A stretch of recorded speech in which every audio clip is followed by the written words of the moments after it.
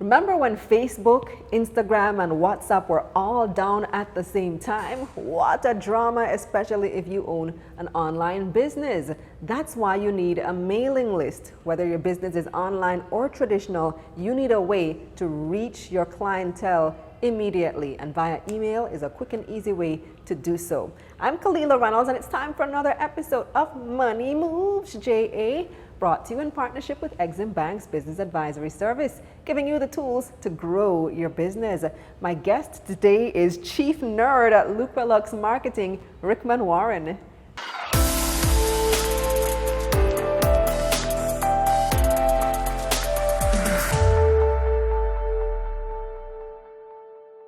Hi, Rick. How are you? Hi, how you doing? And Good. Happy New Year. Same to you. All right, so the new year has come, and we want to approach the new year with a new marketing mindset for our businesses. Tell me, why is an email list important? All right. So, contrary to popular belief, email is one of the most effective means of reaching target audiences digitally.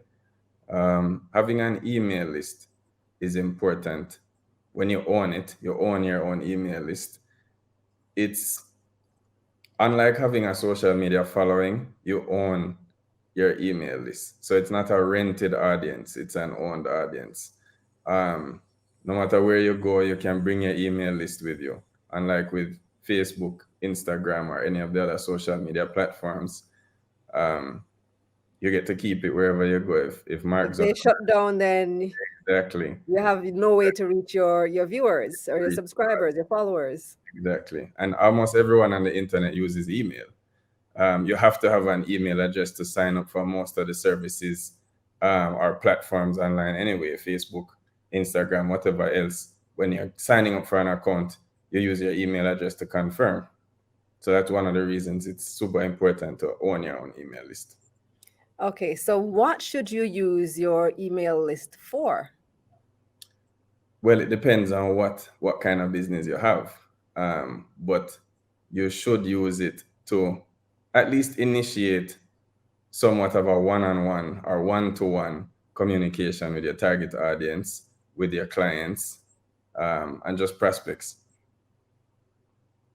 It truly does depend on the type of business, because I find that for some emails that I'm subscribed to, once they send me an email that they have a sale, that's And it. exactly, It's so exactly, effective. exactly. And so looking at that example, I am one of those people too, who for the people who for the companies that I subscribe to, where when they send me a notification about a sale coming up, I would jump on it right away because I'm subscribed to the companies that I want to actually do business with. I might follow them on social media, but I might not necessarily be online when they send out a post, they publish a post about a sale or something like that. But if they email me, even if I don't get it the same time when they send it, it is going to be in my inbox. So whenever I check my email, I am going to see it. So that's one of Mhm. our so that's definitely one of the good ways to use email marketing. Um, Right. email marketing has email has higher open rates than any other digital platform. Take, Really? yes, take Facebook or Instagram for instance. When you publish a post to Facebook or Instagram, your reach is generally, before you start spending any money on paid ads, the maximum that you can reach is 6% of of your following. So if you have 100 people following you on Facebook or on Instagram, when you publish something, your reach on average is maximum 6%. If you send out an email and you have 100 people on your list, 100 people are going to get your email. Hmm. But not And 100 people are going to open it. well, your open rate is going to depend on how well you use email marketing. But in Hmm. general, just on average, open rates tend to be anywhere between 10 to 30%, 50% for people, companies who are using it super effectively. Hmm. But That's great. that's way more than a maximum reach of 6%. And it's free. You know, when you send out an email, it doesn't cost you anything to send it out. I mean, in theory, if it depends on how So, large your email list is. So I have an email list, but I find that it's more difficult to get people to subscribe to my email than it is to get them to follow me on social media. So how do we get people to actually subscribe? How do you build that email list? So you want people to look forward to the emails that you send them. So generally speaking, what you would want to do is give them an incentive to sign up for the email list. Gone are the days when you tell people that, hi guys, I have a newsletter, jump on my newsletter, and people just sign on without any more reason, because people are, inundated with the amount of emails, the number of emails that they get. You have to give them a reason for them to give you that valuable contact information. They don't want to just give you their email address just like that. So if you tell them that, you'll give them deals or access to discounts, or, in your case, subscribe to my email list for a 10% discount on the course that is coming up, or early access to my course, things like that. You have to incentivize them in order for them to give you their email address and stay on your email list. If you overwhelm them, they are going to unsubscribe from your list. If you keep just emailing them every day, and you're not sending them things that are valuable to them. So what is most important is to think about what's in it for the person who is subscribing to your list. So on that point, then how often should you be sending out emails to your list? And this is something you have to look at on a case by case basis. It depends on what it is that you're sending to them and how engaged your audience is. Generally speaking, you don't want to be sending more than once a week, but it does depend on what it is you're sending. Some people get away with sending once a day or twice a day because their audience is super engaged and they are always sending things that the audience is looking forward to. But if every day you just send them, hey, there's a sale, or hey, I have something here, it's just the same thing over and over, they are going to unsubscribe. So you have to keep some variety in it. But you have to look Yeah. at statistics and see. It's something you can test and measure. So test and see. Send once a week and see what your response rate looks like, what your open rates look like. Send twice a week and then see how that compares to when you are doing it weekly. Try it every day and see how that works. But you can test and look at the data to see, because it's your audience. You can look at how many people got it and how many people opened it, what they clicked on, and what they didn't click on, to see what kind of response you're getting, and you can adjust based on your audience, because it is going to be audience specific, and it is going to depend on how you structure your emails, your headlines, and the content that's within. So what are some, oh, before we come to my next question, as you mentioned how you structure your emails, the headlines and so on, do you have any pointers on that? Because I know, for example, one that I saw was you should keep it within a certain number of words, and they said that headlines with emojis do better. Do you have Right. any tips for us on how to grab people's attention in an email inbox? So humans are naturally narcissistic, and we like seeing our names.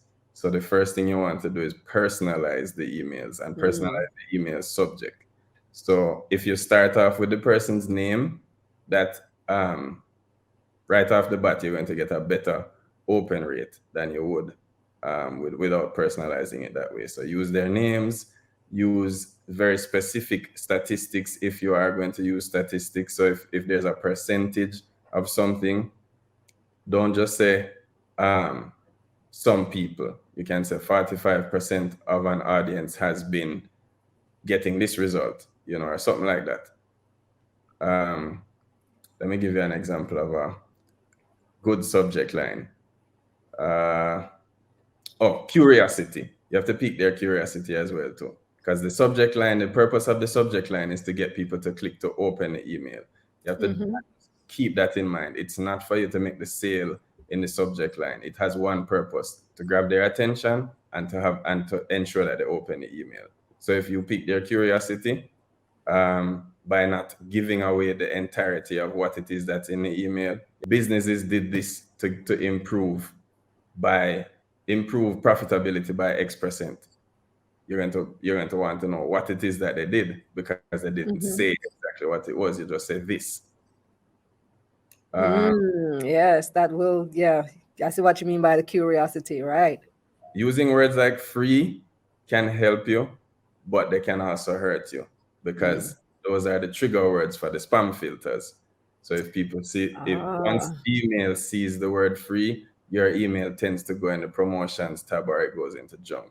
So you have to find a balance as well too. But think about putting the incentive at the beginning of the email subject. Whatever it is that you're trying to highlight, ensure that you put that right away.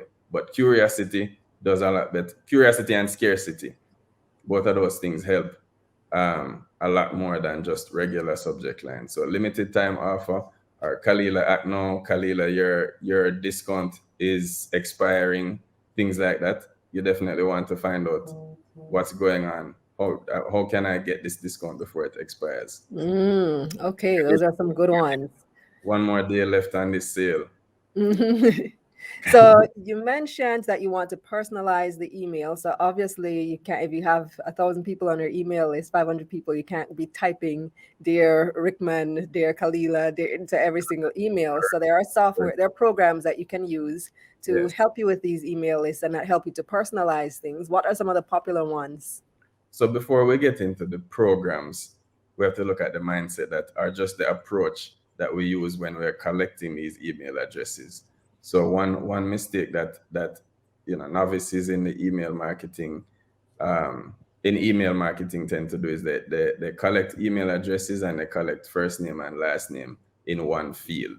You need to collect the first name and the last name separately, so that when you're going to use these programs, you can address people by their first name. Like when I just mentioned in the email subject, I would say Kalilah, or you would say Rickman versus Rickman Warren, because if you collect it as one field, that's how you're going to address the person when you do like a mail merge, for want of a better word. But the programs, the services that you can use when you're getting started, MailChimp is one of them. It's one of the easier ones to use, an email marketing service. And our favorite for getting started though is ConvertKit. ConvertKit, KIT? Yes, ConvertKit. MailChimp is easy to use, and so is ConvertKit. However, ConvertKit gives you the added ability to easily create landing pages, which will help you to publicize or to promote the lead magnets that would get people to join your email list. MailChimp has that feature now too, Yes, but they allow you to do landing page, website, everything is built in with it now. Surveys, a whole lot of stuff. But Well, this has been MailChimp allows you to create. They're not quite on par with the ones that you can create with ConvertKit, especially if you're a novice. If you're a novice, you can create a beautiful landing page in ConvertKit by just clicking a few buttons. That's very useful. Not quite not quite so with MailChimp. And okay, so I was gonna wrap up here, but I think we just touched on a very important point, and that is having a landing page. So what is the landing page? So the landing page is the page that you direct people to from an ad or from an email. This is where this is a one web page, a single web page with the sole purpose of collecting the contact information or having your visitor complete one action. Generally speaking, what you want them to do is to give you their contact information. So it would host either a form or a link to a form that they can complete to sign up to your newsletter or your mailing list. When you use a service like ConvertKit or MailChimp and you create landing pages, what's different about that and what's important to do is to create multiple landing pages. So you can create multiple landing pages, one for each incentive, instead of having a landing page that accomplishes a bunch of different things. You have one for each. So if you have a guide, here's my quick start guide to investing. You have a landing page that's dedicated for that, and anyone who gets to that landing page, they're only there for that quick start guide. And if you have a course that you want to get people to sign up for, you have a landing page that's for that course as well too. That will increase the sign up or the opt-in rate for your mailing list as well too, when you have dedicated landing pages. You sound like you're trying to sell my course for me. I don't mind. I'm here for it. I would like to see you sell more of the courses, so I'm willing to help you with that. Yeah, but we do have landing pages separate for the newsletter and for the course and various things. So, but yeah, this is very, very helpful. Thank you so much, Rickman. Okay, you're most welcome. Now, here's a recap of Rickman's key points. You own your email list. Use it to communicate one-on-one with your target audience. Emails have higher open rates than any other digital platform, averaging between 10 and 30% compared to less than 10% who are likely to see your post on social media. To get a good open rate, you should grab attention with a good subject line. Personalize the opening by using the person's first name and pique curiosity.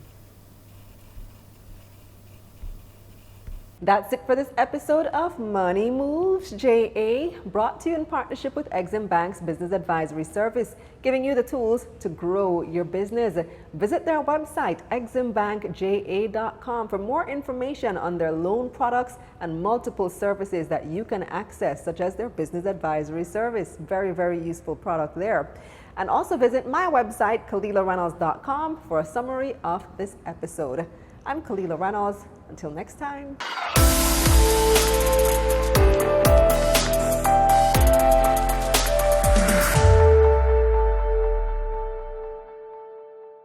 Let's get this money.